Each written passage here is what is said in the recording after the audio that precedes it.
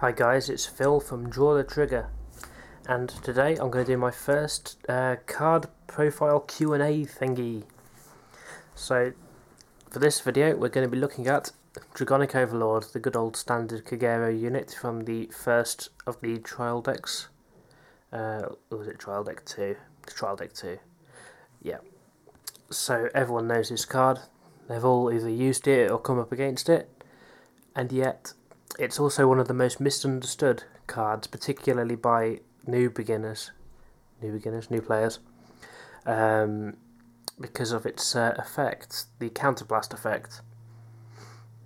So basically what a lot of people do, they misread the card, which we all do. It's easy done, particularly with this particular card, because the wording is initially a little bit confusing.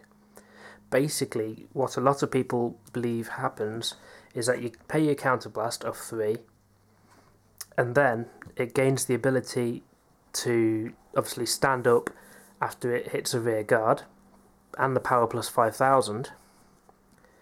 But the mistake comes in that some people do a twin drive on their first attack, then stand, and then they believe that from there on you only get the single drive check.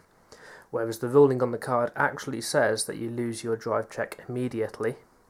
It's just not clearly worded. So we're going to have a look at that, just to clarify this for people.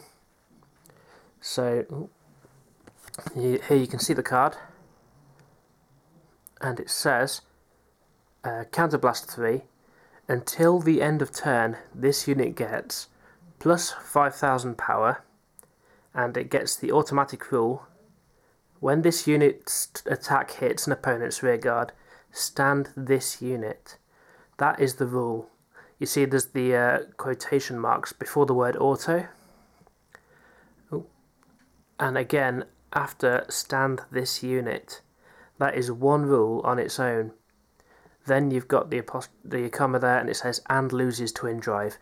The twin drive is not something that's lost as an effect of standing the unit.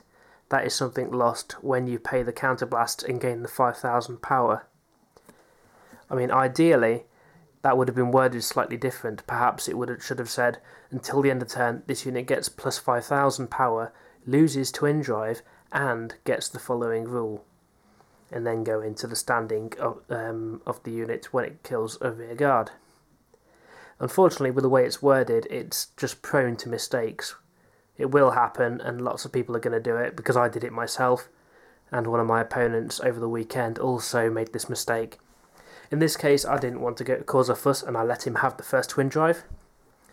And you know, if it's someone new, you can usually forgive them making a mistake like that.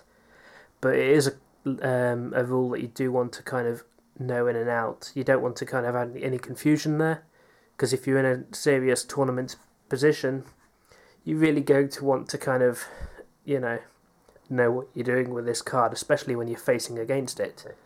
You don't want your opponent twin driving you after a counterblast when he's not entitled to. The other thing is that some people also misread the rule to think that you get you get the twin drive if you attack a vanguard, but not if you attack a rearguard. Again, reading it as if you lose the twin drive when you stand it up. So if you've obviously attacked the vanguard straight off, they'd say, well, you haven't stood him back up, so you haven't lost the twin drive. But again, as we've explained, you lose the twin drive as soon as you pay that counterblast.